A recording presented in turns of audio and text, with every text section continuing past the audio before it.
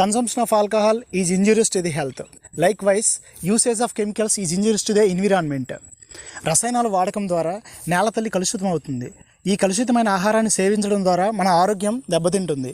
అది ఏ విధంగానో ఈ వీడియో ద్వారా తెలుసుకుందాం. వందే త్వం భూదేవి మార్యా మాతరం జయతు జయతు పదయుగలం తే నిరంతరం వందే మాతరం. మనం తినే ఆహారం అంటే పండ్లు, కూరగాయలు, ధాన్యాలు ఒకటేమిటి, చాలా వస్తువులు భూమాత నుంచే ఉత్పన్నమవుతున్నాయి. అయితే ఎన్నో రకాల ఔషధాలు కూడా ఆ భూమాత ఒడిలో నుంచే మనకు లభ్యమవుతున్నాయి. మానవాళికి జీవాధారమైనది జలం. ఆ నీరు కూడా నేల తల్లి గర్భం నుంచే చీల్చుకుని బయటకు వస్తుంది. అందుకే ఆమెను మనం సుజలాం సుఫలాం అని కీర్తిస్తున్నాం. మరి అటువంటి నేల తల్లికి జబ్బు చేస్తే, వాతావరణం కలుషితమై భూతాపం పెరిగితే, ఆ తల్లి ఒడిలో పండే ఆహారం విషతుల్యమైతే, ఆ ప్రభావం మనపైన, మన పిల్లలపైన, మన ఆరోగ్యం పైన, మన ఆయుస్సు పైన, భావితరాలపైన ఉండబోదా? ఆలోచించండి. తల్లి పాలు విషతుల్యం అయినప్పుడు ఆ పాలు తాగిన బిడ్డ మరణించడం ఎంత సత్యమో, నేల తల్లి అందించిన ఆహారం విషతుల్యమైనప్పుడు మానవ జాతి అంతరించిపోవడం కూడా అంతే సత్యం. భూతాపం పెరగడానికి వందలాది కారణాలు ఉండొచ్చు, కానీ భూమిలో పండించే ఆహారం విషతుల్యం కావడానికి కారణం మాత్రం మనమే. మనం చేస్తున్న తప్పులు, మన అత్యాసే దానికి కారణం.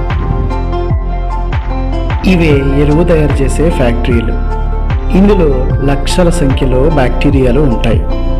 ఈ బ్యాక్టీరియాలు భూమిలోని నత్రజనిని నైట్రేట్గా మార్చి మొక్కకు అందిస్తాయి. కానీ ఇప్పుడు మనం ఏం చేస్తున్నాం? అధిక మొత్తంలో క్రిమిసంహారక మందులు, రసాయనిక ఎరువులు వాడి రైతు నేస్తమైన ఈ బ్యాక్టీరియాను చంపేస్తున్నాం. భూమిలో నత్రజని శాతం తగ్గిపోయింది.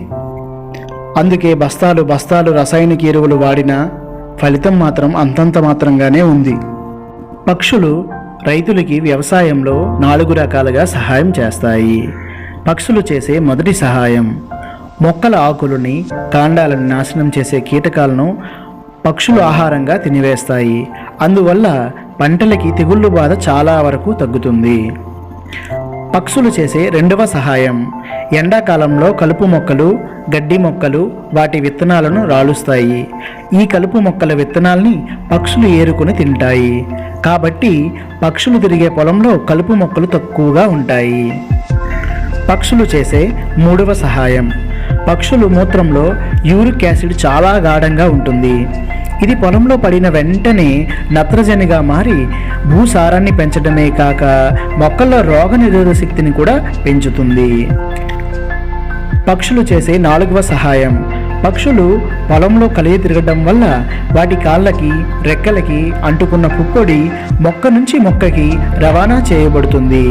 దానివల్ల పరాగ సంపర్కం బాగా జరిగి ఎక్కువ పూత పూసే అవకాశం ఉంటుంది. ఫలితంగా పంట దిగుబడి కూడా పెరుగుతుంది. అందుకే పక్షులు రైతులకి నేస్తాలు. వానపాములు పొలంలో కష్టించి పనిచేసే కార్మికులు. లక్షలాది వానపాములు భూమిని పైకి కిందకి తొలుస్తూ దున్నుతుంటాయి. దీనివల్ల భూమి మరింత మృదువుగా తయారవుతుంది. అంతేకాదు, వానపాములు భూమిలో చెత్త చెదారం తినేసి కంపోస్ట్ ఎరువుగా కూడా మారుస్తాయి.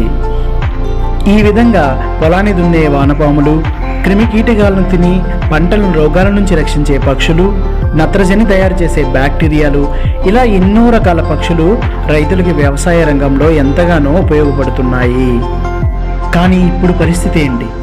పొలాల్లో పక్షులు వాడటం తగ్గింది. నేలల్లో వానపాములు కనిపించవు. భూమిలో బ్యాక్టీరియాల శాతం తగ్గింది. మృదువైన భూమి బండబారిపోయింది.